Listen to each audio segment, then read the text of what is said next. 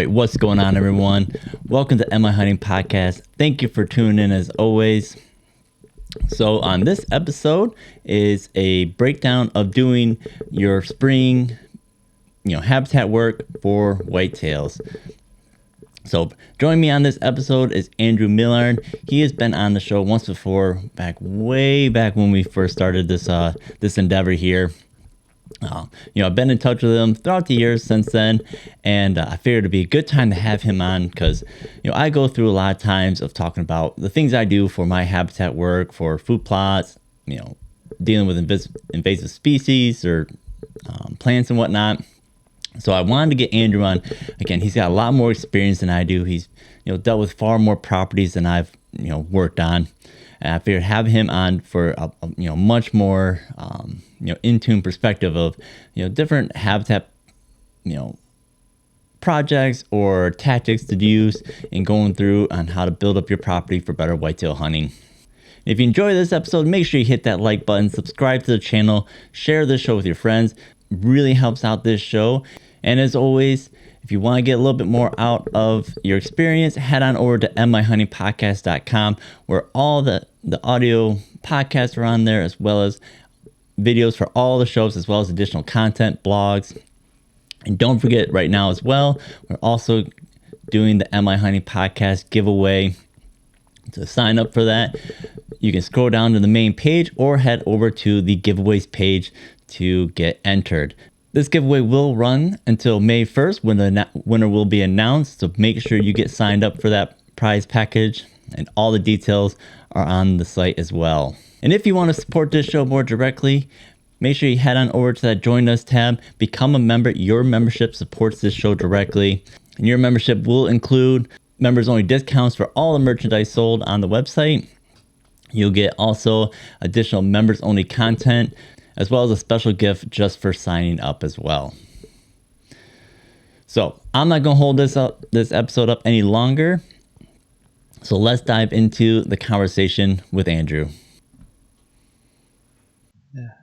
All right. But yeah, I was listening, this week I was going back. I'm like, you know what? I need to go back and look at, when, you were last on. And Sure. Yeah. It was back in August of 2021. Really? Oh my God. Yeah, I would not have guessed. I would have guessed it wasn't that long. I know, right? I was like, oh yeah, it's been a year or two. And I'm like, it's been almost 3 full years. Oh man. And it was one of those things too. It was a little painful for me to listen back of how I sounded, how I did interviews. I'm like, oh no. I'm glad I progressed and became better at doing this because this awkwardness and oh no, I felt bad actually when I listened back. It was I enjoyed the conversation, but I felt like afterward my wife's like, gosh, you cut him off all the time, let him talk. And I was like, oh my God, I did. No, that was me. That was me just talking over you. So yeah. Oh no, it's all good. But yeah, so no, I appreciate being back. This is fun. So this is a sweet setup, man. So, thank you. I love this. So but yeah, so the main reason why I wanted to have you come on too is, with springtime coming up, again, there's going to be a lot of people looking at doing their, habitat management. They're starting their food plot programs up for the year, kind of developing a plan.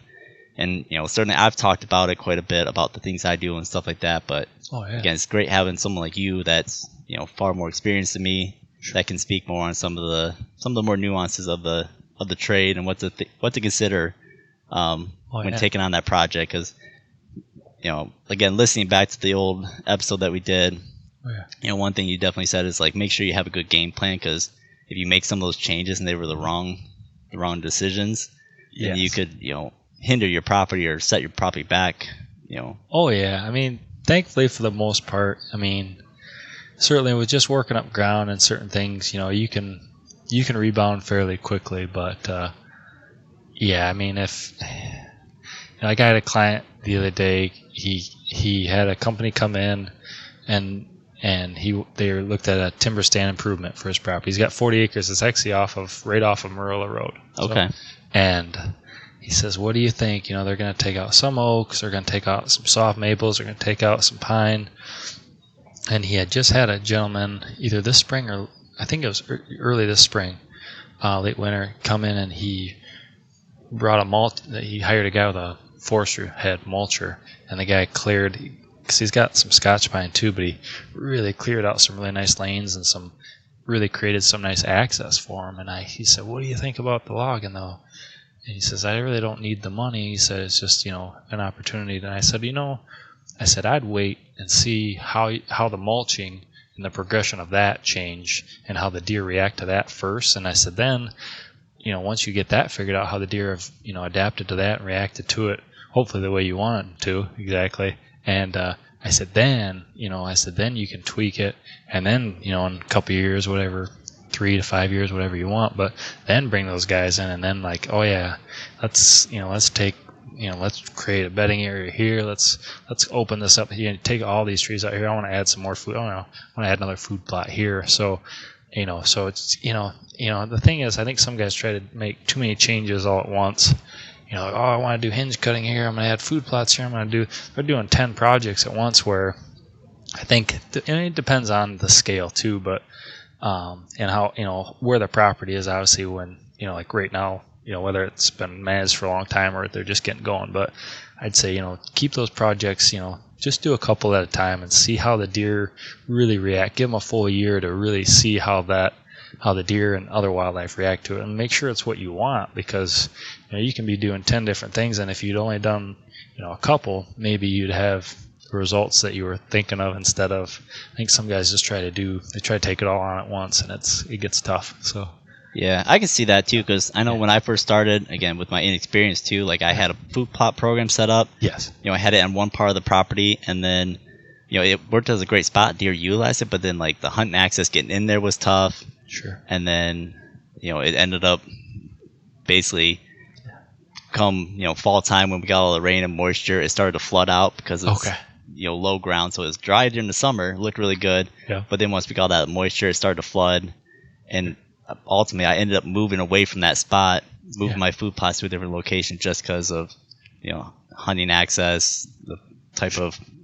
couldn't get in and out like you wanted to. And it's such a key. And, and it's hard. But it's a good point, though, of ground, because, talking with guys, and they'll, a lowland area, and it's dry in June, I'm going to plant. And then, come August and the rains, when they really finally start, usually midsummer, last couple of years we've been pretty dry, but, when those rains start up in August and September, and it's just, it's tough to contend with. So, and then, so there's a whole mess of stuff that they can happen with that. So. Yep. But, so again, bringing you back on to discuss that type of thing. Now, again, I did want to, plug your business beforehand and talk about the services that you do provide right off the get-go. So, and it's still Ironway. Yep, Ironway Outdoors. Ironway Outdoors. Yes, sir. And you don't necessarily just do the consultation portion. You actually have, provide a service to do some of the work that you prescribe for property. So I guess cover kind of, what some of those things that you do or will do for a client. Oh, sure. Yeah, absolutely. Definitely consultations, I like to start off with that, certainly. But then, as far as the implementations of different things, I've got a tractor with, the planting regime for it, so to speak, and a grapple, so I can move, brush and trees and stuff around like that. Pretty good with a chainsaw. I do a lot more tree work now than I ever used to. So, even doing small timber stand improvements, if it's a few trees here and there, definitely creating bedding areas. And also something I picked up, we've got a 3-point planter for the back of my tractor, so I can do like seedling planting and stuff. So really? Picking up field edges, or even just, like last year we put in like 1,200 seedling trees for a guy up in Leelanau County, and even though with the drought, and something I'll mention here is, so he just kind of got the tail end of what was left over from, I think it's a conservation district or something, and just kind of bought them up, got them for cheap. Well, there was white spruce and Scotch pine. I wasn't real thrilled about the Scotch pine, but even as bad as the summer as it was, we planted them like in May, and as bad as the drought was midsummer, almost every one of those white spruces made it. They love our sandy soil. So I know a lot of guys like the Norways, or they like the blue spruce, and to each their own, but I'll tell you, you go with that native white spruce, even in drought conditions, they can really perform well. So I was pretty impressed by that. But yeah, and then as far as the business goes, but I can definitely do a lot of different things. Like I said, the food plot work, and some guys, they've got their own. Yeah, I've got a brother or cousin who's got a tractor, so I'll just come in for the consultation. But yeah, I mean, pretty much, a lot stand placement. As I really try to stress with guys, like especially this time of year, like, hey, let's take a walk on your property. I'm not I'm not the know-it-all of know-it-alls, but for some reason I can seem to have a knack for kind of getting guys where they need to be in the fall, looking at a property and then just kind of going through what they've been doing and what they need to do. But I have a client that just lost a lease. He had a lease down by Carlin, and Bill Lambier bought the property, owned the property next door, and then just bought this 80.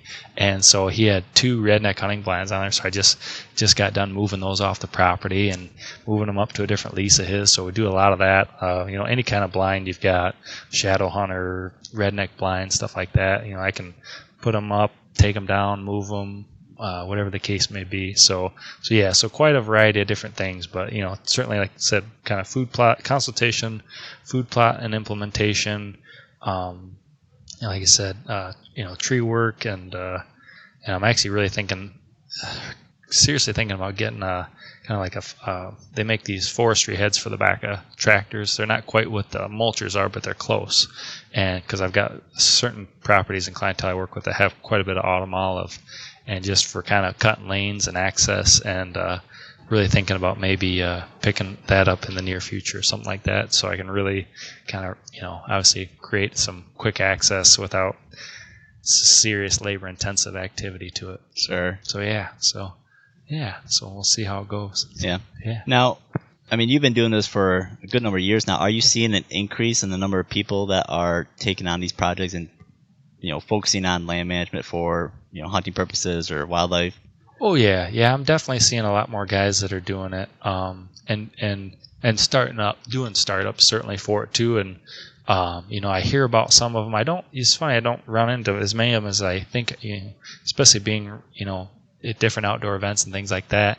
I always figured I'd run into more guys that were really getting into it, because I know when I started the business in fall 2013. And, at that time, at least around here, I know Sean Dagenhart over in Kalkaska area was certainly doing the wildlife scene as well. But Northwest Michigan wise, up by Leelanau and Benzie, I was really probably about the only guy doing it. But I think there's quite a few more guys that have gotten into it, even if it's small scale. Some of them are advertising, some of them are not. But it's good. I mean, the more management that we can have for the wildlife, the better. So it's a win-win for everybody, especially if you get into guys that, I'm not saying I have all the answers, I know everything down to a T, but I get to tell guys when I meet with them, I say, I know what I know, and I say, if I don't know it, I'm not gonna give you a big spiel about, try to convince you that I do. Like I said, I'm just not that way. But yeah, it's been fun to see the progression though. There's, like I said, there's definitely a lot more smaller companies, a lot more guys doing it, even if it's just for friends and family. So definitely. Yeah, and I'm sure there's a lot more people that are taking that on, just like from watching YouTube videos or reading articles and stuff. They're just taking it on by themselves and not,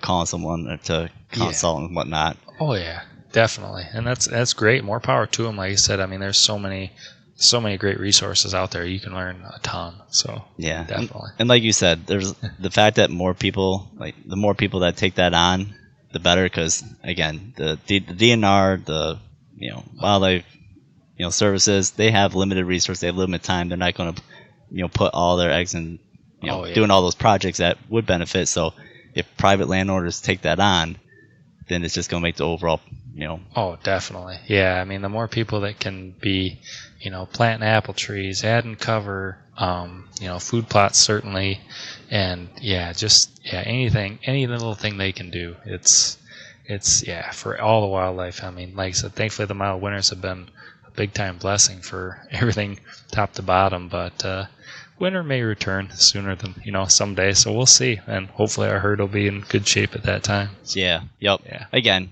I think too, like having the mild winter, like it sucked for not being able to like go ice fishing and do that type of stuff. But then just knowing like how mild it is, like those deer are going to be in so much better shape coming out of winter. Oh yeah. So like it's gonna be lights out. Yeah, I'm anticipating. Hopefully, again, like if we get like an acorn drop or something like that, we're going to see a lot of big healthy deer taken this summer, I think, or this fall, I think. Definitely, yeah. The guys are going to be shining on late summer, and then it's going to be, it's going to be impressive. If the growing season is good, we get some rain when we need it here. Comes spring and summer. If we have any kind of decent growing season, it should be pretty impressive this fall. Yeah. So let's go ahead and dive into some of the tactics or some of the approaches that you take into, some of your land management or what you do for a property. Oh, yeah. And of course, with springtime coming up, a lot of people are looking at their food plot program. Now, I know we've talked before about you like to do a summertime or springtime cover crop to get you ready for the fall season. I know there's people that will do kind of like a year-round food plot program. I myself do basically a spring planting and a fall planting. Yep. So for springtime, what type of plantings are you looking at? What do you typically recommend for someone to plant in the springtime? Sure. Yeah, actually, I've got a good friend who lives out between like Carlin and Buckley, and he just picked up a tractor. He was picking my brain today. He said, "Hey man, I'm diving into this. I'm so excited." And I could tell, we were chatting on the phone the other day, and he's like, I was up in McGough talking with them about different seed options, and he's like, I'm thinking I want to do, he's like thinking rye in April, because rye will germinate pretty quickly. That's the nice thing about the rye opposed to the buckwheat. I love the buckwheat because I think it's just a better overall cover crop because it's just an awesome weed suppressor and everything like that. But you got to wait till darn near, Memorial Day just about to get buckwheat in because it's so susceptible to frost. So if you can swing it, I like your approach to the two, spring and fall, because a lot of guys, they'll just wait till late July or August, and then, but they're certainly usually coming off winter. Our herd, all the critters can definitely use a boost of whatever they can get coming out of the ground, and I know they're probably cleaning up what's left of the hard mass and so on and so forth. But I really like my buddy, Will. I said, well, it'd be great if you could get in, rye in April, let it go for until the end of May or early June, and then work that, just because it's his first time planting, he really wants to. He's got pretty good ground. He's going over a soil sample with me. pH is already 6.5, so he's off to a good start. But I said, the more organic matter, the better. And I said, then if you could, get buckwheat put in, let that go for about 8 weeks and go to seed, and then do your, do an August planting. I said, man, you'd be in sweet shape. So that's, ultimately, I know it's hard, resources and costs and everything add up. So, but certainly rye is a lot cheaper seed to go. Buckwheat's depends on the year before, basically the harvest, but in the last few years, it's basically been about $50 a bag to buy a 50-pound bag. So it's like $1 a pound, which, opposed to rye and different things is quite a bit more money. But yeah, like I said, I think, if you can get the buckwheat to grow, and some guys, I've had friends and clientele, man, the buckwheat doesn't grow. Got 3 inches tall. I said, no, the deer just came and just annihilated it. Yeah. I've seen it grow. I've seen it grow 6 feet tall. I've grown it 6 feet tall in spots. Oh, really? Yeah, and I got one client that had a property that's just surrounded by ag, but there was red pines and stuff, and there was just a few little areas we could plant. And yeah, I remember I even had a video on my phone.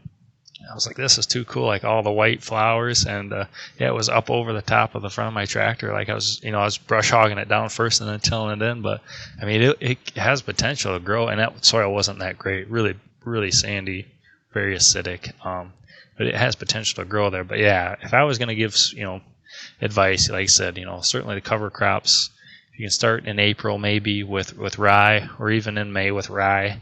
Work up the soil a couple times ahead of time if you want. Or spray, whatever you're into, to each their own. But then, like I said, I really like, if I can swing it, what I'll do is I'll work it up, especially if the area is, if I already have rye nearby and like one of the plots, then I'll just kind of save that area or the other parts of the plots that whatever I planted last fall, and just work it up and throw in buckwheat and let that go basically until like late July, early August, and then get brassica mix. Tillage radishes have been really good for the fall.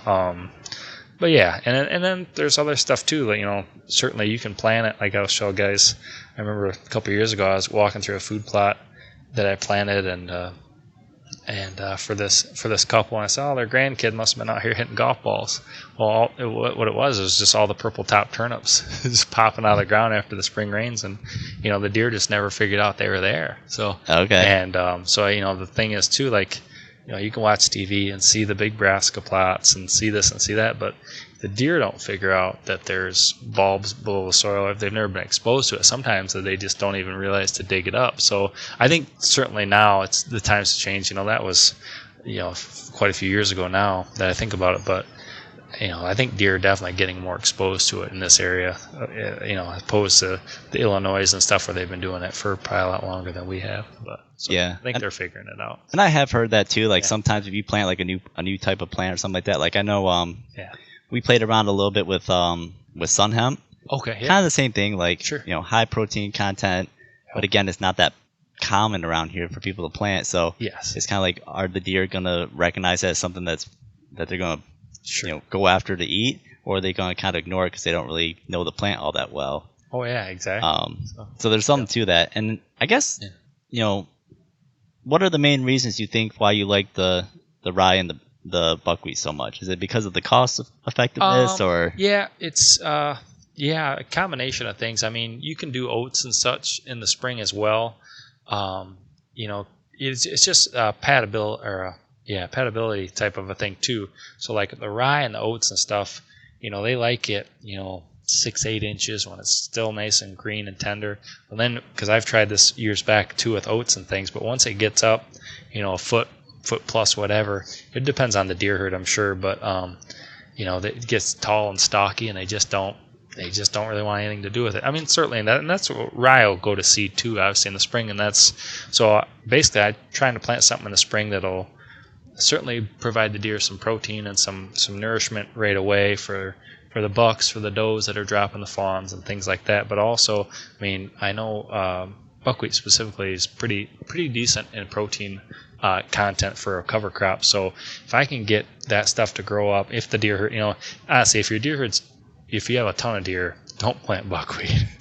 Try to do your part in the fall and get the numbers down first. But so then if not, then throw rye in, and then but yeah, just having something to grow up and getting some green organic matter. That's what I really like about the cover crops more than anything. Trying to get the ground worked up, keep the weeds down and at bay, get something in the ground, something for them, something now.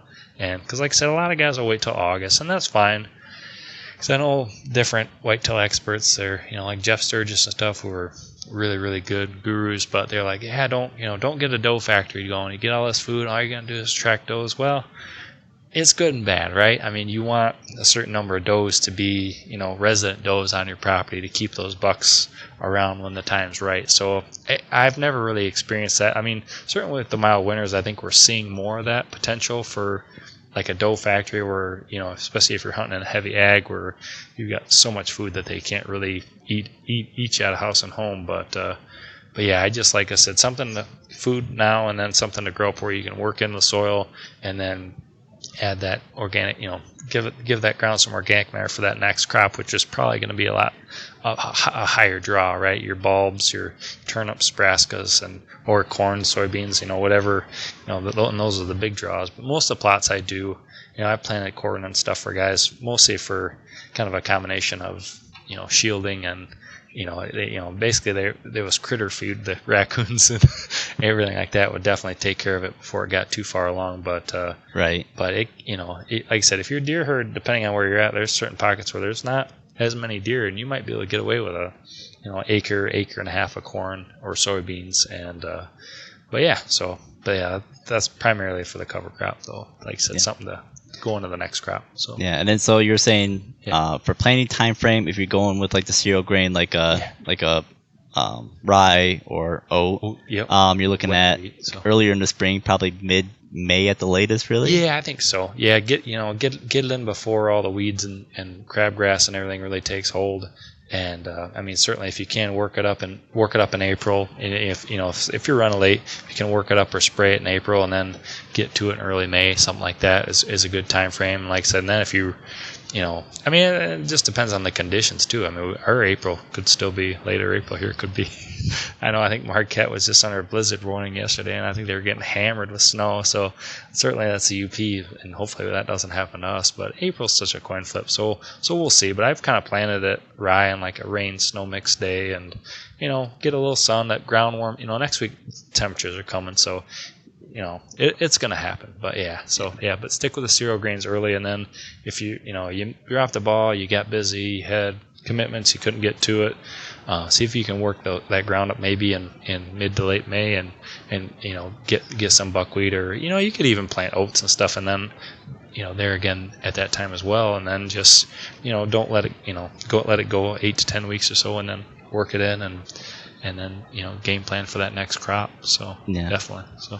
And with the cereal grain, especially the rye, would you recommend letting that just go until you do your fall planting, like in late July, August? Yeah. Or would you be worried about it seeding out and? Yeah, no, it depends. A lot of times, I've got a couple clients that we do that with. Like one client, like basically, I just do a August and early September planting of cereal grain. I try to get some brassicas in, and then I come back with some cereal grains. And his rye just goes crazy, obviously in the spring, and then in the fall it's just falling over. The heads and stalks and stuff are all there, so it can get a little messy. You get so much thatch and material that it can be a little tricky to get a planting in there worked in. But I mean, if you got the equipment, or you have access to the equipment, it's totally your call. Because I really think when that rye gets tall, especially when it's still green, a lot of bugs and stuff, and certainly then inhabit it. So you get turkeys and I think you get a lot of wildlife that takes advantage of it one way or the other. Whether you just let it go for a month and then you work it in, or you can like I said, let it go. So there are definitely pros and cons to both. So So again, the rye or the grains a little bit earlier in the spring. Buckwheat, again, I've planted it like 1st of June time frame. Yeah, I mean, sometimes you can get away with it, in mid-May. If the long-term forecast looks good, I mean, it'll, if it's, because I planted it before and kind of sweated it. Some clientele in mid-May, because they were just like, hey, I want this in the ground. So, all right, I'll do it. But it's like we're really rolling the dice here a little bit. But you can definitely, I mean, like I said, it depends on where you are in the state. If you're in the middle of the state, obviously you're probably going to be susceptible to frost, I'm sure, up till at least June 1st. Where if, say, you're a little closer to the big lake, you might be able to get away with a week or two ahead of time, depending on how the spring plays out. So, yeah, and that's the other thing too. Like with my experience with buckwheat, again, it comes up pretty good. But you'll notice too, like the first 4 weeks, you're like, I don't know, like it's not doing that well. The plants are real short. Yeah. And as soon as they love the hot, humid weather, and then they just blow up that last 4 weeks. So. Oh, definitely. And then again, they get those nice big wide leaves on them, shield down the, block all the sunlight to the ground. So they are great. I really think it helps keep moisture. Yeah, especially if they can get nice and big, and then we get that summer drought. I know I've seen them wilt and stuff, through the middle of the summer months a little bit, but it's amazing how just a little bit of moisture, it bounces back, and they're really definitely those warm season plants where they like the heat, they like the high humidity stuff. Yeah, definitely. And then seed rate, I've worked in the past, usually somewhere around 50 pounds per acre ish. Yeah, you can. I mean, you can really go about as heavy as you want. I mean, buckwheat and such, you can go. I mean, they recommend 70 to 100 pounds an acre if you want on buckwheat, which is a lot. That's quite a bit.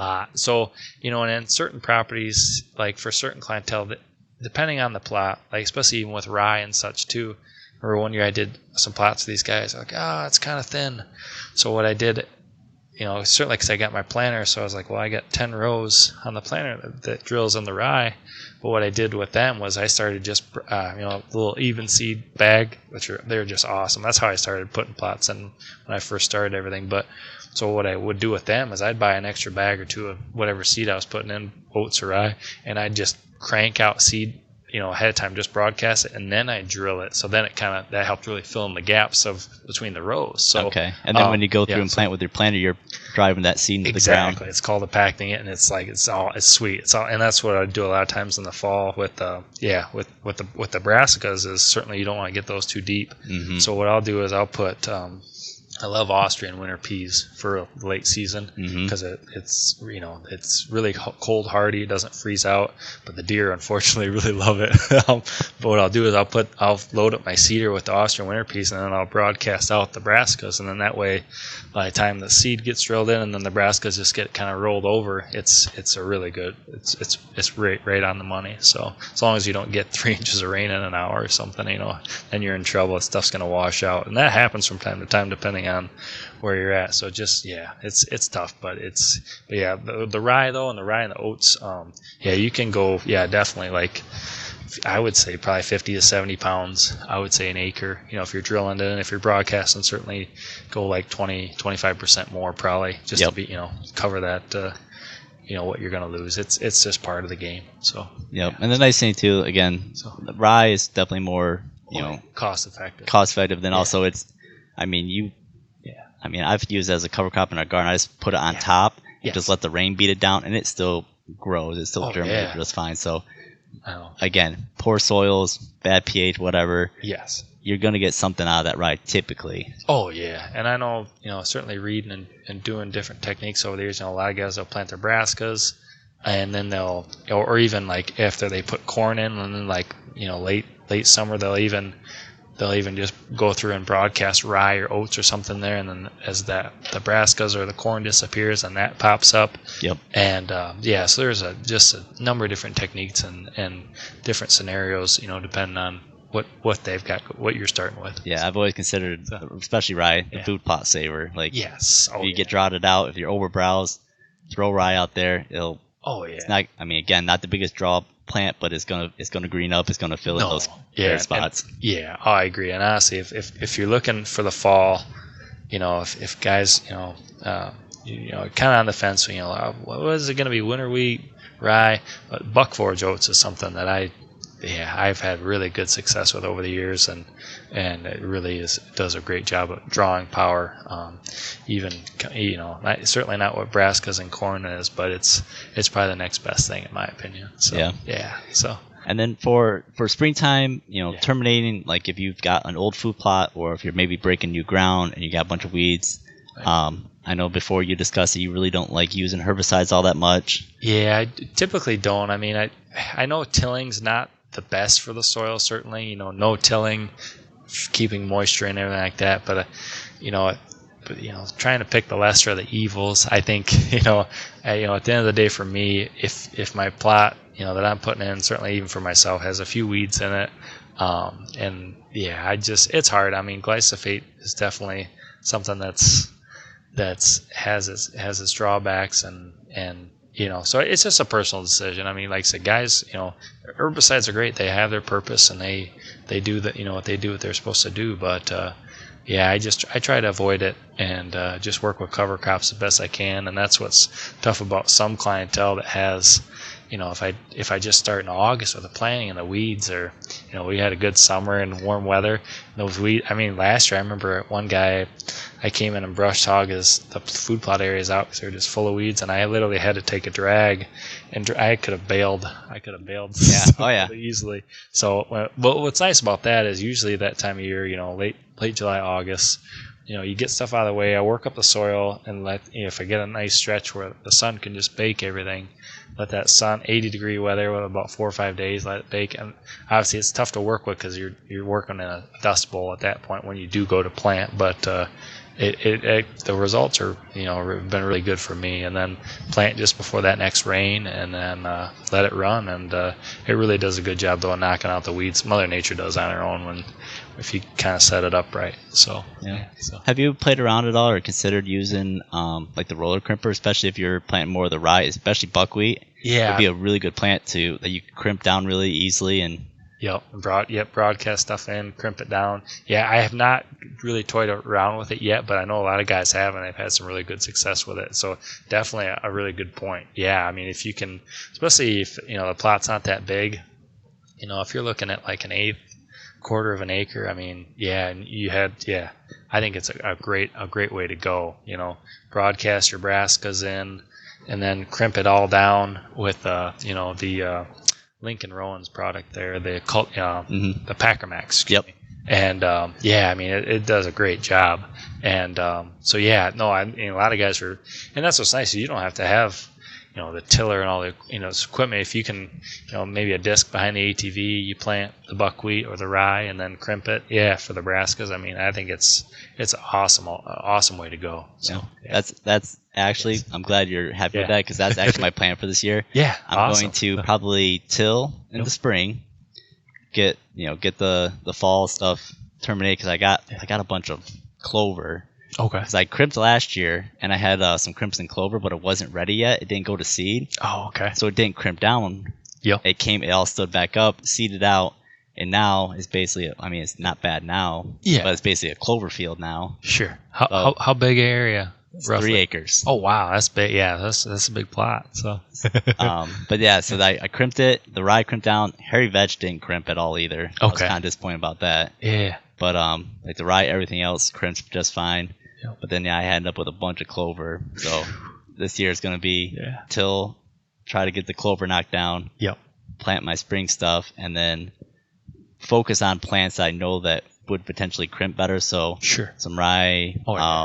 Buckwheat. Oh yeah. What else am I thinking? Probably like some sorghum, something that's this big stemmy. Yep.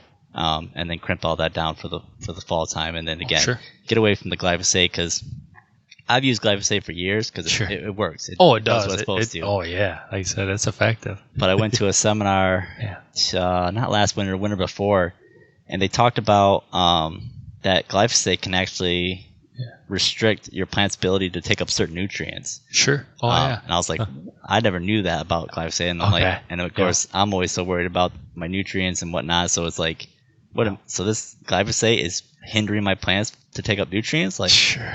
Yeah. All right. Defeats the purpose. Yeah. I know. Yeah, and then again, you're working on trying to get your pH right. You're fertilizing and whatnot. You're using your soil sample. Oh yeah. And then it's like, what I just used to terminate the old crop is now making it harder for the plants. So trying something a little bit different this year again. No, I think you'll like it. So it should work awesome. So and then we already kind of touched base on that a little bit. Yeah. The fall food plot, selection timing again. Probably like you said, you kind of split it up a little bit more. Yeah. The brassicas a little bit earlier, and then the cereal grains later. Yeah, I mean, I've tried to do them together, and it just, like you said, once that stuff gets up and stocky, I mean, unless your herd is, I mean, this year you might be, but if you break it up, I've had better success with it that way. So, like, I know, like, one client he's got a lease out, up northwest of Buckley, and so what I do with his plots is, I mean, it's mostly just big field areas, so. But what I'll do is I'll plant, closer. He's got like a redneck blind on the, certainly on the west or the east side of the property, overlooks this one field area. So I'll do, his brassicas as close to the blind, usually to start with as I can, and then, the edges where the deer are going to pop out of the cover, and the first thing they're going to hit, I usually just hammer that with heavy rye. So let them get the rye and the low, the cheaper the seed, I guess, so to speak, the stuff that I know that's not going to last, closest to the cover, put the cheaper seed, and then let them work into the better stuff. And like I said, I've had pretty good luck with it, but this year might be a little tougher just because of the number of deer. I know everyone's seeing them; they're out in the fields and they're just thick. And when those fawns drop, and I mean, as far as coyotes go, I've got a friend that's been coyote hunting. He's been calling more bobcats than coyotes. I mean, the numbers. I mean, I'm sure they vary certainly depending where you're at. But I know up where we're at. I mean, I'll run quite a few cameras in the fall, and last couple of years, I mean, I'm getting probably just as many, if not more, bobcat photos than I am coyotes. Really?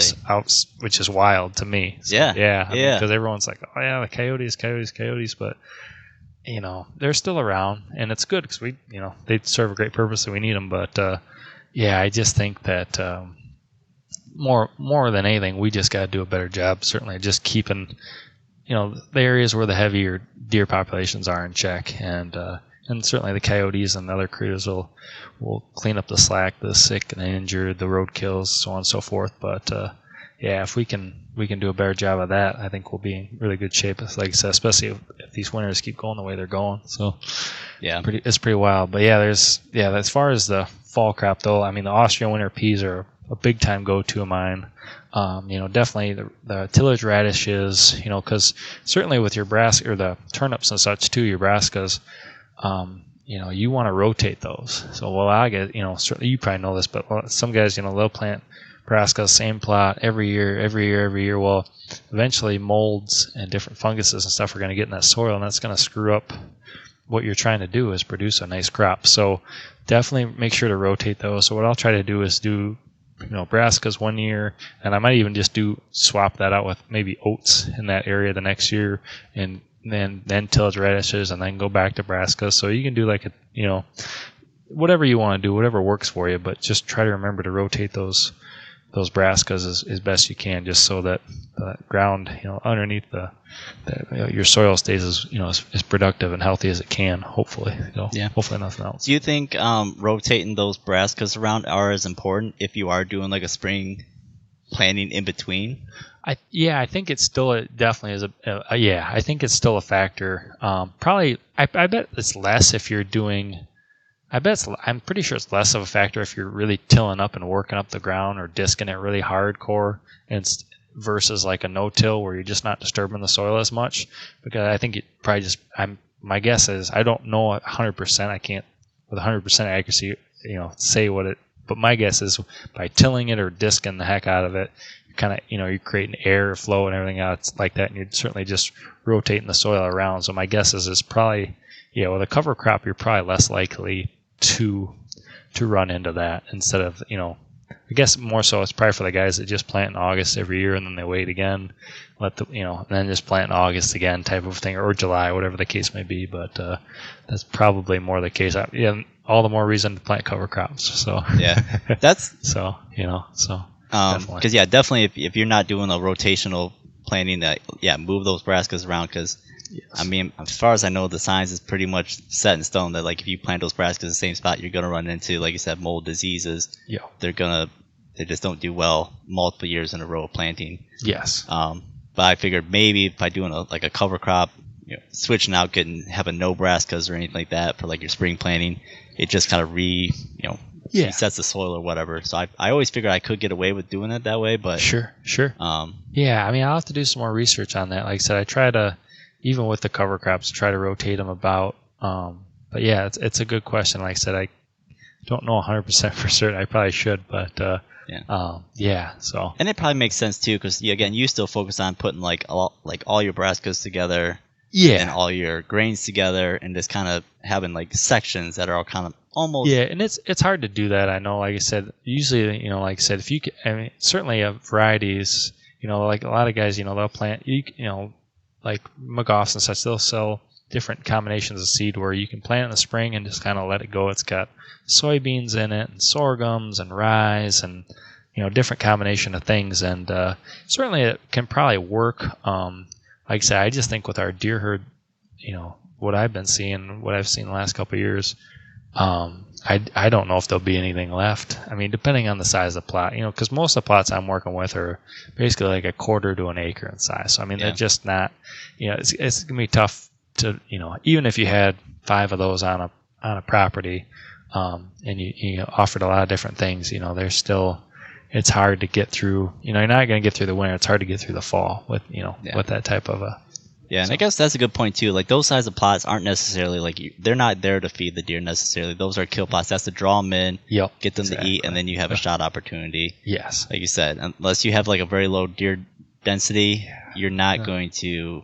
feed deer all year round on that small of a plot, unless you've got some big ag like adjacent to you. Yeah, or your property has, like I said, you got tons of hard mass, or you got, I got 10 apple trees over here that are branches are breaking. In addition to the food plot, in addition to an oak ridge, if you have, certainly that's the ideal setup, but those are few and far between. But if you can, that's certainly the reason too for getting your food plots in place. But then if you can add, certainly the hard masses takes a lot longer. Planting oak trees now, certainly you and I will be lucky to see, acorns, but, I mean, it'll happen, but, and I've planted some oak trees too now that, they're 12, 15 feet tall. It's impressive. Some, if they can take hold and really get going, but, certainly if you can give the deer hard mass, soft mass, ag of some sort, whether it's food plot or big ag, corn, soybeans, if it's nearby, whatever the case may be. But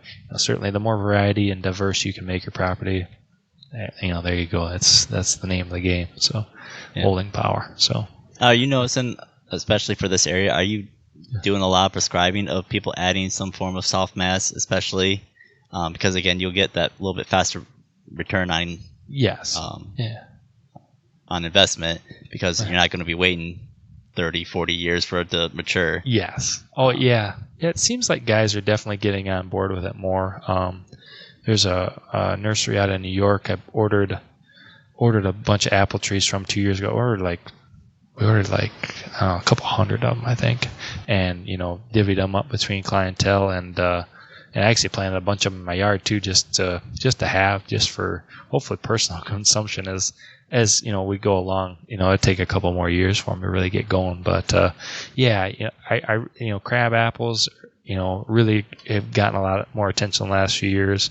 And like I said, just apple trees in general. I had if you can swing it, like I said, I mean, I know the apple tree is certainly opposed to like a 1 foot tall red oak or white oak that you can buy from the conservation district. I know the prices are, but like you said, their return on investment's a lot faster if you can keep them protected. I mean, if you're in bear country, I don't know if I'd be planting a ton of apples, but you definitely want to fence everything in to be safe. But and if it's a hard deciduous type tree, you want to use a tree tube and such. But I mean, just every little bit helps, and the sooner you can get it going, the sooner it can pay off. So definitely. I guess with that too, like for when you're doing like especially soft mass, are you usually recommending that they put them, adjacent to their food plots or at the edge of their food plots, or are you telling them to put them in separate spots along the property to try to move the deer around a little bit more? Sure. No, that's a good question. It depends on the property. I mean, sometimes if you have a real nice travel corridor with some cover, but you've got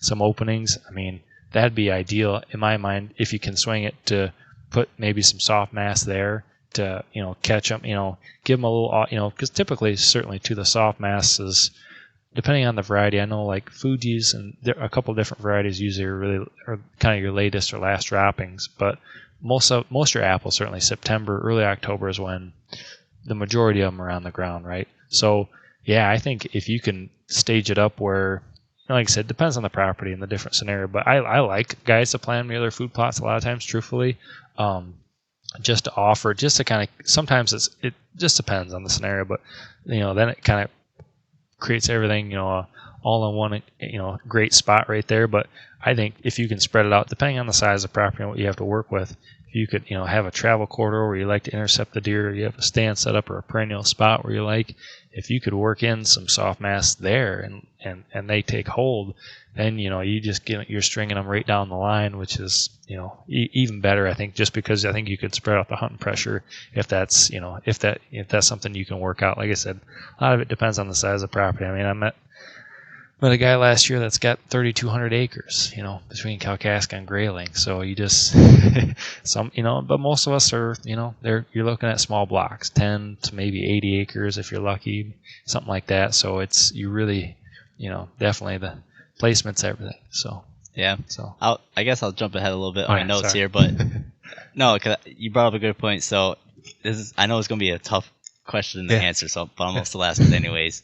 So if you're looking at food plots or working on bedding and cover, what would you rather have on a property? Yeah. And I know it varies between what's around the property, what's on the property. But if you like 2 years ago, I would have said food. Okay. But not. But after being in Ohio in the fall 22, shot a really nice buck down there on public land, and he was in the thickest, nastiest stuff, way away from any kind of food. We got down there, ran into a lot of hunting. There was quite a bit. It's time of, it's an over-the-counter state, so there's going to be, guys from all over the country, which there were. But once we got into some really thick areas, that's where all the deer were. And there's certainly food. If you're within a mile of food, it's not a big stretch for a deer to get to. But it's hard. If you can, certainly you want both.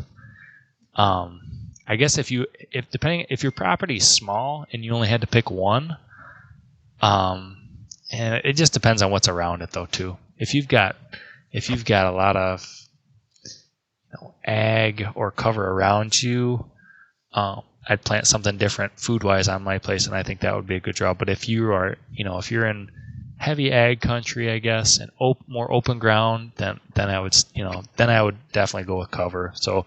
Yeah, it's tough. I mean, it seems to be that, everyone says, that, oh yeah, the deer don't need a lot of, area to hide in, but, the areas I find, the areas you find usually your best sign or your hidden sign, and areas in the fall where you find new spots even for next year. A lot of times that's what I'll find in the gun season when I'm walking around looking. I find a great spot for the next fall that I never knew existed. Is in this nice, tight, little, thick area where I didn't realize it was there until I stumbled into it. Leaves were down, and I stumbled into it. So, yeah, like I said, depends on what's around you. I guess I'll just say that. If like I said, if you've got lots of thick cover around you, go with food, because then you probably have a really good opportunity, obviously, to draw deer to you. But if you've got more open ground, I would, see if you can stick with, thicken it up as best you can. So I guess I'll go with that. I guess. Yeah, I knew that was an unfair question. But I had to ask you're fine. Anyway. Oh, it's a good question. So it's a fine line. It's like food or cover. And like I said, last couple of years now, with starting to get into finally kind of starting to break into some older age class of buck and starting to figure out a few more things, it definitely. The cover factor seems to really be more apparent to me for these guys. So I mean, they can get food. After dark they'll get food, but So that's the one thing I've started to stumble onto, or I'm starting to learn, and getting closer to where those bucks are when they're bedding, closer to their bedding areas. Again, I'm not very good at being able to find buck bedding. Oh, me neither. But getting closer to where into that thicker cover. Because, again, it just seems like you get closer to that food, especially to an open, clear-cut food plot or something like that. Yep. They're not coming out to those last few minutes. They're on edge usually. Yes. But if you're able to get back in that cover where they feel like they're safe and secure, you're gonna have more daylight potential for movement, and then you can just seem to catch them off guard where they're not as on edge as they are when they get close to that food. Oh, yeah. Totally agree. So, but then I think Jeff Sturgis has said this too, is usually just when you're looking at your property, fill the lowest hole in the bucket. Sure. Whatever you seem to have missing the most, to focus on that. So again, property dependent. Yeah, exactly. Like I said, I tell guys all the time, I said, when I get to a property and we're looking at the aerial, sometimes some guys will be like, well, why are you looking at your phone all the time? I said, what's around this property is important, if not more important than what's on it. I said, I want to know, not that I'm spying on the neighbors, but, I want to know what's around you. If you've got, a stand of oaks over here and you got apples here, and that's great, do something, unique to your property here that, complements those two and that gives the deer that next option, so it's, there's a lot to it. And like I said, it's just individually, it's a by case basis basically. So it's, it's the best way to do it. Like I said, that's the hardest thing is if, like I said, I don't I don't really advertise much with my business, but I said, man, if you guys, if you're scratching your head on, what to try to figure out, it's like, man, just call me. Let's take a walk and let's just, sometimes just a new, fresh perspective it makes all the difference. And certainly I learn a lot from these, from guys too when I'm out. It's like, oh yeah, gosh, I didn't think about that perspective. So, the more, and certainly like I've told friends of mine too, it's like, you bring in 10 professional wildlife managers this property, they're all going to manage it differently. I guarantee you they're all going to manage it a little bit differently just because they all have their own, their own unique background, their own perspective, their own personal history of what's worked or what's not. And so, yeah, and that's what makes it so fun. Getting on a new property, seeing what's there, seeing what the potential is, seeing what's around it, and then like, all right, here's the game plan. Let's run with this. So it's exciting. Springtime. I'm jacked. Yeah, yeah. It's definitely that time of year again. Yeah. I mean, the weather's been weird, so it's kind of throws you off a little bit. But you start getting some of those warmer, spring feeling days. Oh yeah. And you start getting that little bit of bug. Yep, it's time. It's time to start doing some stuff again. Definitely. I know. It's exciting. So yeah. And then the other thing I really want to talk to you about is, especially because, here in Michigan, depending on the parts of the state you're at, of course, you're dealing with a lot of higher deer populations. You're usually looking at, a lot of, overbrowsing potentially, or, significant deer browse. Oh yeah. So I want to talk about a little bit about how to kind of address some of those issues, both kind of in the food plot realm, and then also when you're looking at like natural browse or you're like within your timber, sure, woody browse type of stuff. So, yeah, I guess, when it comes to, deer browse, what are some of the main signs that you would tell people to look for if you're having deer overbrowse your food plot? Oh, sure, yeah. I mean, basically, you can hop, wherever your food plots are. Hopefully, if you can, if your property is big enough, or you can, if it's, the food plot's on the edge of a property, if you can get on a trail that leads to that food plot and just walk it for, whatever length your property is, or, whatever, however long you can walk it, it should be apparent pretty quick. You start looking at the vegetation, the small trees, certainly even in the once everything gets rolling, summertime wise, if you've got raspberries or brambles, different things like that. When you start seeing, I tell guys all the time. I had a client a couple years ago. I had to talk him. He wanted to take down all these raspberries. He had a fairly open field area, and there was heavy raspberries actually on the south side. And he wanted me to take out just tons of, just mow them down, till them in, whatever. And I started pointing out, I said, man, did you see how much the deer are browsing on this? I said, that doesn't cost you anything. And I said, and certainly the wildlife value from the berries and everything else. And these guys were actually bear hunters too. So I said, well, let's do this. I said, let's take out just a little section of this. And I said, and then kind of makes a nice edge just before the aspens. And, but yeah, my 2 cents on that though is, like I said, when you start walking, beech trees, sugar maples, certainly anything oak, any kind of oak variety, you're going to see significant browse. I was on a property. It wasn't for it was just a tree job I was working on for a gal, cleaning things up. But she had some oaks she'd planted years ago, and then a couple of them certainly had dropped acorns, and there was little guys, and this one was just an absolute stem, and you could tell it had been eaten 20 times over. The deer just wouldn't let it grow, and just different signs like that. They definitely, you get small trees in the foot to 6 foot tall that are just, if they can make it. Some properties just can't. The deer just absolutely annihilate the type of woody browse, and so yeah, those are really clear signs that definitely there's too many deer, and either thin them out or create more. How do you create without certainly planting tons, spending a fortune on food plots or bringing in apple trees and different things?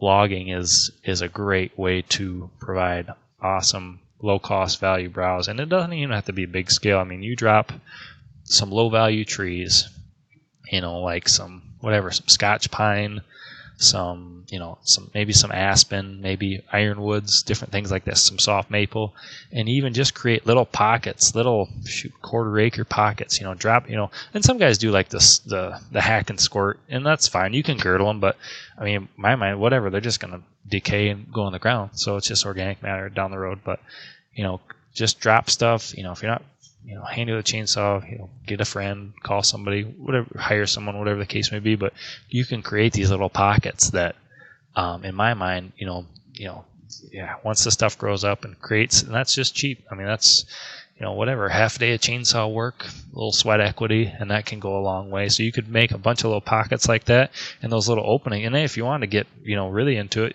you cut the trees up, push them off to a side or two, and, create a little travel corridor of different little pockets along the way with, there's so much you can do. But yeah, the over browsing, like I said, if you walk a trail back from a food source 20 yards, it's probably going to tell you, certainly where they stage up, where the deer are staging up before they enter that crop field or food plot or whatever the case may be.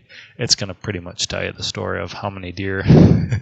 It should be pretty apparent pretty quick, just like I said, looking at the browse on just the trees itself. So the small trees, that is. So yeah, so that goes a long way. So and then in the food plot, do you typically tell people to put like a one of the containment cages in their food plot so they can track? Oh, definitely. Yeah, because I've had clients, man, you don't have it right. Stuff doesn't grow. I said, no, you got too many deer. How do you know? I said, trust me. I've had clientele where I've fenced in, and what's fun is I do it, like if they have a ladder stand or a enclosed blind or whatever the case may be. What I'll do is years ago I bought some fencing and 8-foot T-posts, and I'll fence in it. It's not a big area. Let's say it's 20 yard by whatever 20 yard area, and I'll put it as close to their stand as I can, just because.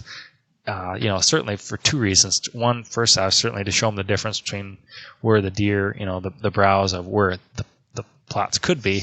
And then two, I said, what I like to do, sometimes the deer won't let me. If it gets cold, if October is real cold, they'll just say, forget you, and they'll jump the fence. We start getting cold and those brassicas get sweeter with the frost, but sometimes I can get away with it. But yeah, I'll take my phone out and I'll send them a picture or video and be like, here, look, this plot is half of an inch tall. Inside the fence is 6 inches and beautiful. And it just, it really tells the story. That's just over, and that's why I tell guys, the guy will be like, well, you think, is it time to start shooting does? I said, it's been time to start shooting does, buddy. I said, dude, just not, I said, I don't care. I said, great opportunity. You got friends with kids, bring them in the youth hunt, have them knock them down in September, and then give it a break until, that third week of October when the bucks sniff around. And, honestly, what I try to do is just, about that first doe in bow season, first good shot, just confidence booster with the bow. I'm not the world's greatest shot. So if I can get one on the ground early, get some meat in the freezer, reduce the herd a little bit right to start. And then, and sometimes, like I said, if you've got that many does, shoot 3 or 4 of them. People that, so, but yeah, sorry, got a bit off there, but like I said, if there's too many deer, it's pretty easy for me to identify. And certainly you look at the ground. You look in a food plot and you see, 1,000 tracks. And if you can walk through it and not see hardly hitting a spot where there isn't a deer track or some droppings or some other sign of, deer coming and going. It usually becomes apparent pretty quick. I'm getting better certainly at identifying what, certainly when they're up to that level. But and some guys it's harder. Like I said, just it's an experience thing. But once you know. So yeah. And I have heard of people that kind of what you were saying, like not necessarily just taking a small 20 by 20 sorry, you were talking about the enclosure. Yeah, definitely do that. Like it's just a foot. 2 foot by 2 foot, but make sure you put a top over it too, because the deer they'll reach down. But sorry, that's your original question. My apologies. But no, I like your idea of taking, like you said, like a 20 by 20 area. Oh yeah. So leave it fenced up, and then if you know you're gonna hunt for a weekend or something like that, pull the fence. Oh yeah. Those deer are just going. Oh man, it's right into it. Oh yeah, like I said, I'll leave it up. Like I said, I'll leave that fence up till like I said, when it just starts to get hot, those does and the bucks will really start thinking about the does more. And then, like I said, if you have this nice like I said, if you do have that many deer, I mean, it's not going to last very long. No. But if it might just give you that opportunity where that right doe comes in. It's the third week of October, and she's getting close, and he's in tow, unsuspecting. I mean, that's that. There you go. I mean, that's take it to the bank, but it's not always going to happen that way. But certainly it can. So yeah. Because I've heard of people that will do like bigger areas. Oh, they'll fence it, electric fence it in, especially Sure. for like soybean or something like that, where they really want to make sure that they don't get browsed.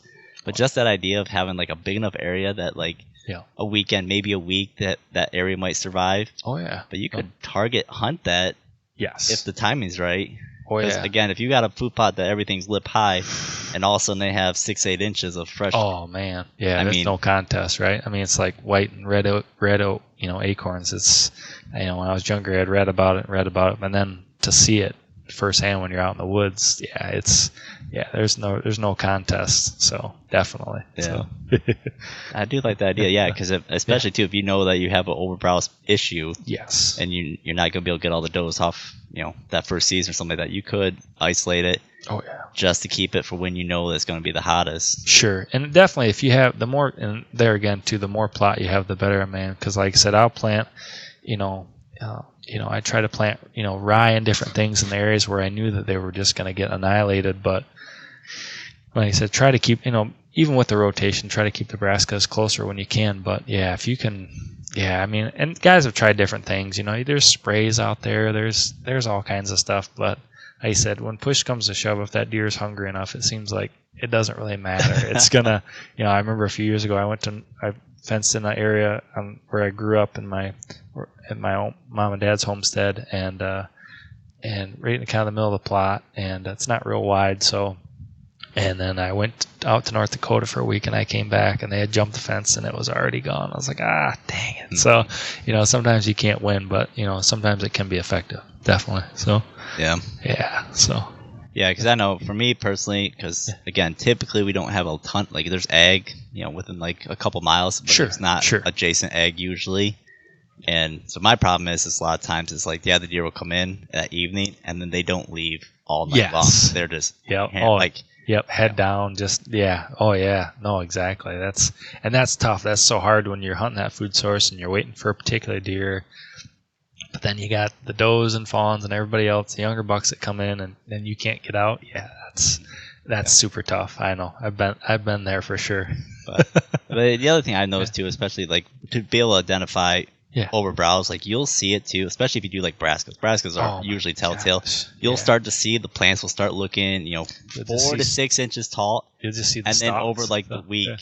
It'll look like someone took a lawnmower to them. Yeah. So you'll see like the plants were coming in, they were growing, and as soon as they hit that right phase, oh man, the deer hit them. Oh, I know, and there's a lot of misconceptions too. Like some guys are like, oh yeah, they think I know some guys that think every time, whatever they plant, whenever you get a frost, say, oh yeah, now it's sweeter. I said, no, that's just for certain things. The starches and the leaves in the brassicas will get sweeter when you get frost, so it doesn't apply to everything. But yeah, the brassicas, I mean, top to bottom, kind of the Northwest Michigan area, it doesn't. I mean, they just your canola. They just love it. I mean, they can't get enough, and they know what it is. Trust me, anywhere I plant it, they've got that down to a T, and they tell all their friends. So, know. So it's impressive how fast it goes. I'm with you. It doesn't take long. So a little cold snap in October, and they are on it. So the does know. So, yeah. All right, so let's kind of transition away from some of the actual, I guess, habitat work side of it, and I want to talk about kind of your philosophy or what you think about when it comes to stand placement, your access to be able to get to those stands. Sure. Sure. Yeah. I mean, are you typically, for most properties, are you trying to be more conservative on those stand placements, or do you sometimes, put them in kind of, or recommend more aggressive locations? Yeah. No, absolutely. That's a good question. Yeah. I mean, it depends on the property, right? Like if you've got, food and cover and the bedding is on your place. I mean, most places I'm working with, certainly you can create the bedding cover, but a lot of guys, they're hunting properties that are smaller that, they're, you're trying to catch them to and fro, right? between the food plot and the bedding area, or catching them in that travel corridor.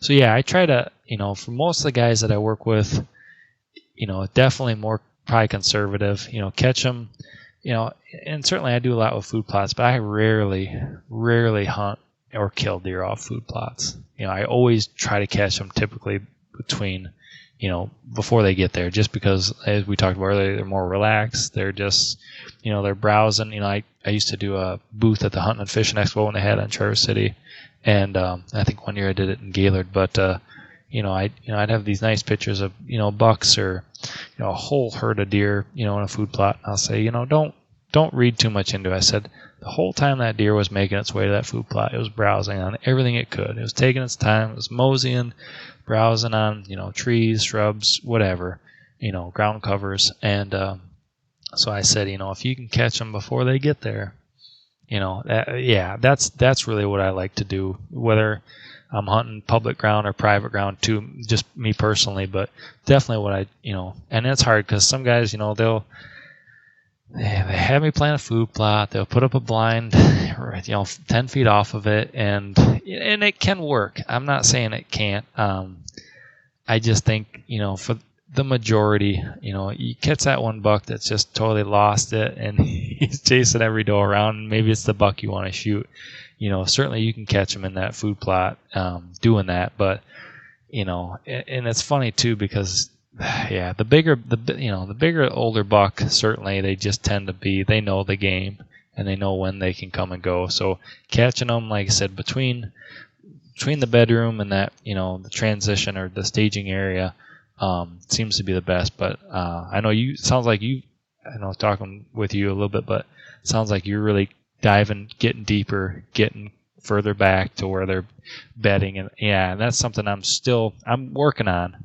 I'm getting there. I'm just scratching the surface, but it's like it's hard to find. It's especially like I hunt a lot of big woods when I'm hunting public ground. So like to find that particular bedroom of that deer, you can get a trail camera picture of him, but man, I know he's in this area, but this area could be half mile by half mile, right?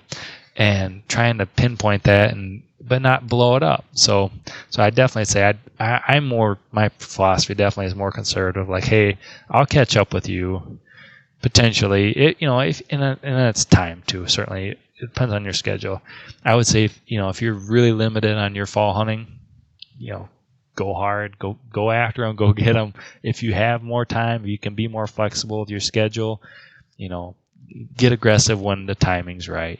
Just hang back. I know Steve Bartilla, I'm a big fan of his, big time manager, and he talks about all the time like low impact stands, and then sometimes you can run it. You sit a spot that you think there's no chance that you're going to see your target deer or whatever in that spot, and sometimes the stars align and that deer comes by, and the wind's right, everything's right. But so start with low impact stands, what I like to do, and then work your way into if you can get in their bedroom. Access wise, that's a tricky one. I mean, that's one where you're getting up really, really early. There's some, and you're staying until midday or till dark. I know most guys will say if you're gonna hunt in the bedroom, get in there and hour and a half before light, stay till after dark. But that's a tough commitment. I know. Like I said, time in your schedule. It really depends on what you have to work with, if you can be flexible and or not. So I guess that's more or less my like I said, I was able to catch up with a buck this last fall who was bedding on a ridge. I got a picture. I was out of state hunting. I got pictures of him in September, and actually after reviewing my trail camera photos, I actually had a few more pictures of him than I thought. And then I got a picture of him November 22nd, just for Thanksgiving, and he was going by a tree that there was a primary scrape, year-round scrape basically. And I said, the picture was like at 6:19, and I was talking with my cousin, and I said, man, he can't be bedded that far from where this scrape is. Like, he's got to be in this area. But then again, like I said, this area is maybe, quarter mile by half mile, whatever the case may be. So it's like trying to just stumble in the dark, so to speak, and go in there and think like I said, this is just a big woods deer. How So I, just tried to play it low key. I sat a couple times, and then I did a mosey the one day, and was just somehow got the drop. Played the wind right. Somehow, the conditions were all right. There was a little gust of wind. There was lots of smaller trees in this area. There's 6 inches of snow that was fairly fresh, not too old. If you get the right conditions, I certainly would have loved to shoot him with a bow, but it just worked out with the rifle. But you get the right conditions, and it can happen. So that would have been the right time too to really get in there early, like with those kind of conditions.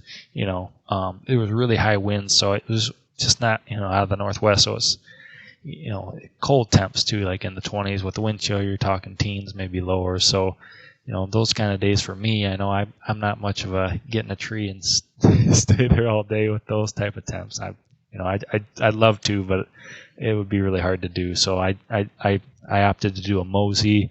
And I said, well, even if I bump him off his bed at this point, I got this was right at the end of riff. I got all of December. I said, if I can bump him from his bed one time, from a distance, that's probably what it'll be. I can cut, and then I'll know I can mark it on my phone. I can come in December and have a better game plan because I know where the food sources are. So, playing the game, it's so if you just make that plan and just do the best you can with with certainly the resources at hand. Like I said, the trail cameras are great. I know I probably rely on them too much at times, but it keeps me from lets you know what's there, but it keeps me from putting my foot in my mouth, so to speak, of knowing what's there and holding out for potentially that older age class of deer. So they're definitely good and bad. I mean, there are a lot of guys that will wait all season for that specific deer and let a lot of really nice bucks go, and so on and so forth. So I keep going, but I'll stop. Talking about that, with the stand placement, it actually just kind of reminded me of something that I guess I want to get your perspective on. Yeah. On certain properties, will hold deer early in the season. Some properties are rut only. Bucks don't show up till rut. Are you, when looking at a property, are you trying to, if they're a rut property, are you trying to help them to hold more deer throughout the rest of the season, or are you just trying to play on the strength of that property already and just try to enhance that feature? No, that's a good question. Yeah, no, I try to keep more deer around year round, and that's where I think with like the food plots and adding different food sources definitely helps, especially if the property already has cover. But certainly certain properties, I mean, great early season, but then the leaves come down and there's no evergreens or anything like that. So then it's, it's a great for, early October area. And then, the rut and pre-rut, it's really tough because there's just not enough cover. So, yeah, I would say I try to definitely enhance what a property already has, but then, and then slowly, build the pieces, depending on, the size of the property, what they have to work with. But enhance, I mean, if it's already a great rut property, great, we'll add a water hole. We'll add, make sure we have food for, late October into November as much as we can. Try to create, areas where, when the bucks are coming in, checking on the does, it's, obviously, planting different screens, sorghum, different things like that, like make these bucks really search, when the time's right. But yeah, I mean, it's definitely one of the hardest things is the cover aspect. When if you just have hardwoods and then when the leaves come down, I mean, those deer and the pressure certainly from bow season into gun, I mean, those deer, I mean, when I was younger, I was completely stupid about it. I'd hunt the same stand from October 1st. I spent many years January 1st sitting there still scratching my head. I was early archer. And like, why have I never seen any deer? And it took me a long time to figure out the transition of food sources. As food sources change, the deer patterns change, and so on and so forth. But yeah, if definitely enhance. My perspective on that is enhance what you have, for the time of year. If it's great early season, get in there and take advantage of the early season opportunities. If, the deer are showing and that's, if your cover is going to disappear soon, if it's a great rut property, don't burn it out early season too. I know we could talk a mile about that. Wait till the time is right. Certainly different properties, as you said, they, they're going to offer their best times they're gonna shine when when they want to. The property will tell you that through a season or two of hunting it. But so once you know that, enhance it and then take advantage. If you only have a week of vacation and you know that the best time to catch bucks on your property by trail cameras or personal hunting is that third week of October. And then it's tough too, because if you run into warm weather, it's that's hunting, but it's tough. But yeah, so you gotta make your game plan around your schedule and your time, and try to be the most productive. And that's what I love actually about just the trail cameras, is it just keeps me on track for now we're getting daylight pictures of 2.5, 3.5, 4.5-year-old bucks. All right, now it's the time to hop. That's how I shot a buck on Lakeshore a couple years ago, 2021. Really nice 8-pointer. I went in hunting one morning with a friend of mine, and the weather was supposed to be dry. It wasn't. It rained. Rained all morning. I'm like, gosh, I personally have never had much luck in the rain. So I said, well, screw it. I said, I'm going to go over. I have a non-cellular camera up on this ridge. I said, I'm going to check this camera. I went and checked the camera. Camera showed the night before, really nice 8-pointer came through 6:42 p.m. I was like, all right. I was like, I got this info. So I was like, well, let's see what the winds are going to do. The winds were good. I was like, all right, I'm going to take my saddle. I'm going to go sit. I'm not exactly where this camera is. I'm going to come down the ridge a little bit and just see if I can catch one of these bucks cruising. And I'll never forget, I only got about 12 feet up in this really nice, good-sized sugar maple, but I couldn't trim anything, and I didn't have much for lane, so I was only about 12 feet off the ground, and but kind of hiding behind this pretty good-sized sugar maple tree, and I only had really like 1 or 2 lanes in front of me, and I remember that night it hit like 6:30, and I'm like, I just don't want any distraction, so I remember just turning my phone right off and putting it in my pack. And I'm like, I don't even want to. I'm just gonna stay focused, because like I said, if it happens, I'm gonna have to really be on point here. And only deer I saw came down the ridge, really nice 8-pointer. I drew, stopped him, shot him. I was all excited, but I got my phone. I turned my phone on. 6:42 p.m. I said, "Holy cow!" It's just sometimes it happens that way. Game plan, and sometimes it's just the luck of the draw. But yeah, take advantage of those times on your property when or when history in years past has shown like, oh yeah, this is, and that's what I do hunting with public ground a lot. Like year in and year out, I find new spots, and I figure looking back at trail cameras and thinking back on personal little journal notes and different things that I look at, like, yeah, this is this was the weather, these are the conditions, and this is when I need to get in there. So there's a lot to it, as but all we can use the information you got, make the best choices, make the best plan, and sometimes it works out and sometimes you're holding a tag, but that's right. You gotta try. So so yeah. No, that's good. Yeah, so that's good information. Again, oh yeah, it's learning the property, learning what the deer do, learn from year to year if variables change. Oh yeah, logging, mass. I mean, there's so many things that can change from year to year. And like I said, if you can and that's the one property on the lakeshore I've had a lot of success with is a Big Woods area. But man, it changes. It changes so much. It's changed so much in the last 5 years, because there's ash trees and beech trees have been falling. Like I used to have stick and hangs in there. A couple of years ago, I had a hang that just totally got smoked by a tree that broke and came down. So, the deer have so adapted.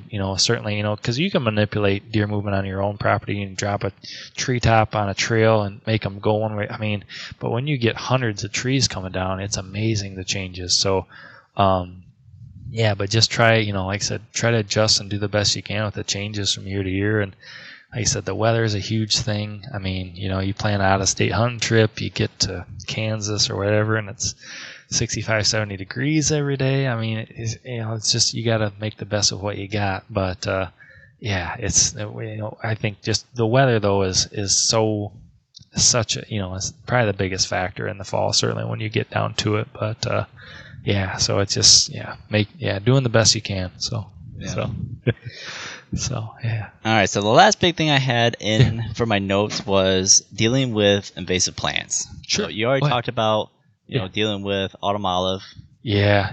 Autumn olive is a toughie, because there's some properties that just they're such good properties because of the amount of autumn olive on it. Because the deer cover when the leaves and stuff are on is phenomenal. I've got a friend that's up in Bingham, or I think Elmwood Township area, and it's like an old orchard property. It's got his homestead on it, and the autumn olive is so thick it's crazy. But the deer and the wildlife it's unbelievable how many are on his property. And I guarantee it, if the autumn olive wasn't there, if he just had the apple trees, there wouldn't be nearly the amount of deer activity, I think, in daylight, certainly on the property. So but yeah, there's different invasives definitely are not as beneficial. Certainly for food plots and different things, spotted knapweed and oh gosh, I'm sure you can name a ton of them right off the bat. But it just depends. Sometimes they're a hindrance and sometimes they're helpful. So, but it is hard. Like I said, the autumn olive can definitely be tricky to work with. I've got a client, like I said, I've got to clear out some lanes. This autumn olive in this one valley has been growing for 20 years plus, probably easily. It's some of them are 4 or 5 inches across, and I've got to clear out some lanes because I got to put up a blind for them to overlook it. And I'm trying to, like I said, really want that forestry mulcher for that project, but we'll see what we'll definitely make short work of that one. Oh man, yeah, like I said, just a couple shoot lanes to catch them as they come off this hill and drop down the valley to heading towards apple trees. It just makes all the difference in the world.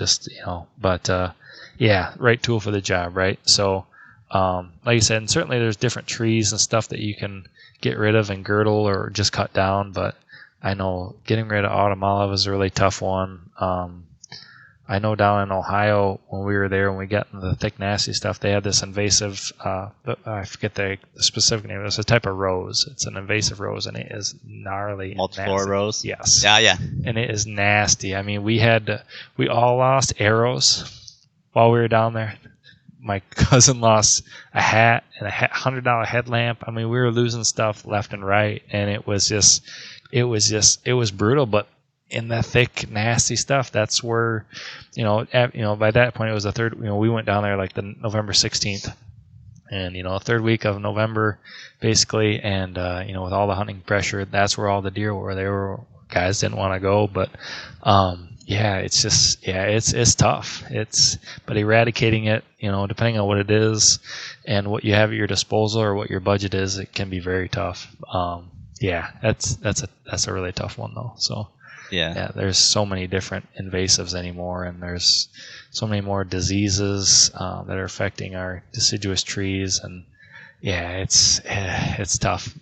Diversity certainly, and that's part of the reason. Certainly with the management, if you got oaks, great. Well, if oak wilt comes in, takes out a bunch of your oak trees, that's why if you have hard mass, whether beech, oak, different hickories, chestnuts, in addition to the soft mass, in addition to maybe pears or apples or persimmons or crab apples, and then you couple in either some small ag or food plots, then you're kind of, your bases are covered. If it's a bad year drought, well, that's all right. I still got soft mass. If it's the soft mass, froze out, you got maybe hard mass. If the hard mass made, and vice versa. So the more diverse, the better. And like I said, that definitely goes with plantings too, of cover trees. If you're planting pine trees for bedding cover or edge cover, don't just plant all one species, and try to go native if you can, certainly, but try to do a variety, maybe white pine and white spruce.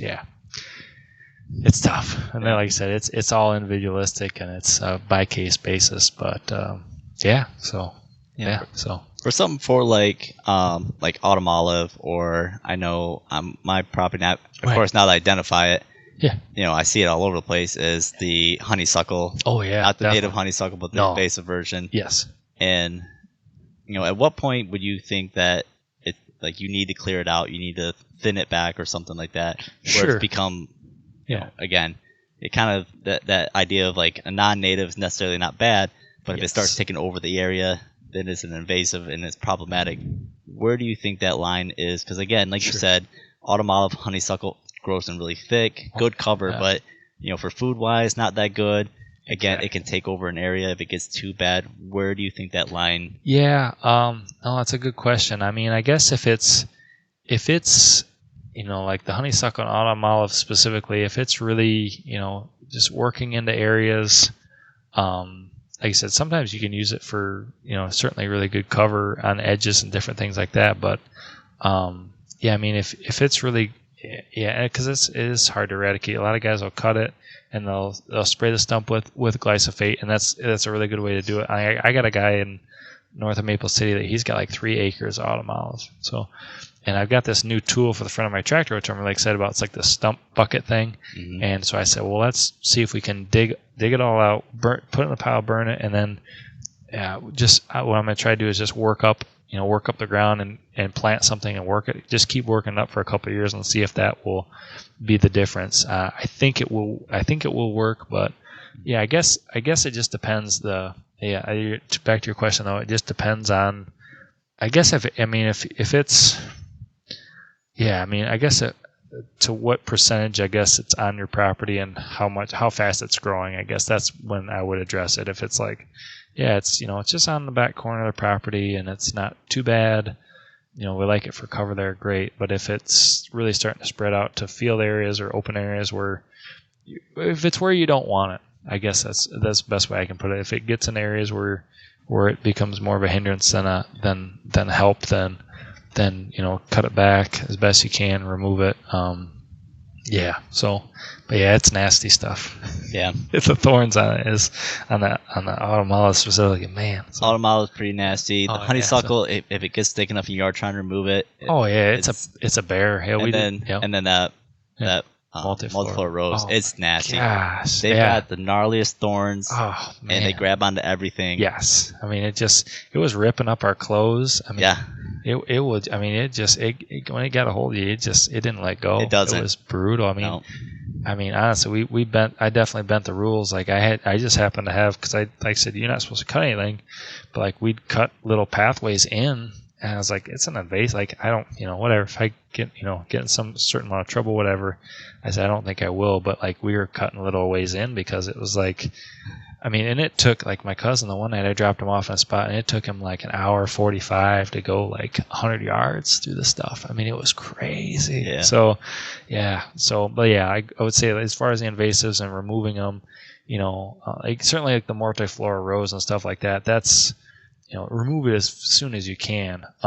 Buckthorn, I know, is another one, I believe, and I know ticks. It seems like I read something about ticks and buckthorn, and like they're really common. They kind of go together, so you get rid of it as much as you can. But yeah, like I said, whenever it's if it's in the way, if it's taking up too much of a percentage of the property, cut it back or try to remove as much of it as you can and see, try different methods, see what works, and just stay persistent with it. So because on the farm, multiflora rose, honeysuckle, autumn olive, and just this last year I was hunting, I'm like, what the heck still has green leaves? And this is like November. Yeah. Like nothing should be green right now. And the only thing I've ever seen that still either greens up super early or holds green late, at least in the woods, is an invasive. Yes.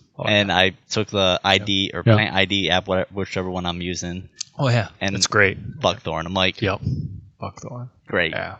Another one. So the past 2 years I've been on like invasive removal. Like, but again, I understand like there's some areas that like it's great cover. Oh yeah. Like but partridge, grouse, they love that area too. So, but then I know I know, and it's like you said, it's tricky. But I mean, definitely limit as much of the invasive as you can overall. Like I said, if you have a couple bushes of autumn olive, it's not. I mean, it's everywhere, right? I mean, you're never gonna get rid of it 100%. Exactly. I mean, birds are gonna drop seeds on your property. It's here to stay, and certainly if I know. I always tease people too, because up in Leelanau County, there's right next to Sugarloaf, there's a little airstrip there, there's like a 10-acre field that's solid autumn that's been growing for many years, and it's adjacent to ag.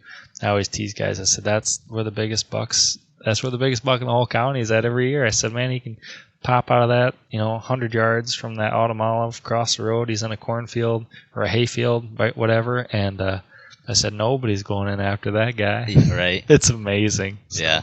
Yeah. So. All right. So, well, that covers everything that I initially wanted to cover. And I was going to see how much time you still had available. Yeah. So good. So, actually thinking about kind of ending the general episode here, but seeing if you wanted to keep talking and keep recording and basically add this to just kind of like the members only portion of the show, give people that support the show a little bit more access. So sure, if you got time, I'd love to keep talking with you. Yeah. So, sure. but before we close out the general episode, again, if anyone was interested in your services or talk to you about their property or a consultation, sure. Where's the best way to contact you? You could. I don't have a Facebook page just because I don't have enough time to run it all, but I've got a website. Just go to ironwayoutdoors.com. You can Google me. I mean, it's a pretty unique name. It's not a lot of stuff comes up for Ironway Outdoors. I'm pretty much at the top of the list. You get a hold of me that way. That's probably the best way. All my contact information's on there. And or give me a call. And like I said, once you find my number on there, and Ironway Outdoors. Google me. Google the business name, or I've got some cards around it. I do put out business cards from time to time, just at businesses. And if you're in Traverse City, you go to McGough's. They pass my name and number along out quite a bit. So you can definitely they'll get you in touch with me if you're over there. So they're a great spot to get your resources for the year for planning. So good stuff. So so. All right, so we'll wrap this one up, at least for the general audience. Again, if you want more information, Andrew's website will be linked in the description. And then we are going to move on to the members only section. So this is the first time doing this, so we'll see how this goes. So awesome. Again, if you want to listen to the rest of the story, head on over to mihuntingpodcast.com, click the join us button, become a member, and you'll get access to the rest of the conversation. So. Nice. All right, so that's it for the conversation with Andrew, at least for the primary episode. Again, if you want to get access to the rest of the conversation, make sure you head on over to mihuntingpodcast.com, click that join us button, become a member, and you will get access to that members only episodes, as well as, again, all the additional perks and discounts as becoming a member. We get into several other topics that were not discussed on this main episode. So if you don't want to miss out, make sure you become a member to get access to that additional content. So that is a wrap on this episode. And as always, get out there, be safe, and have fun.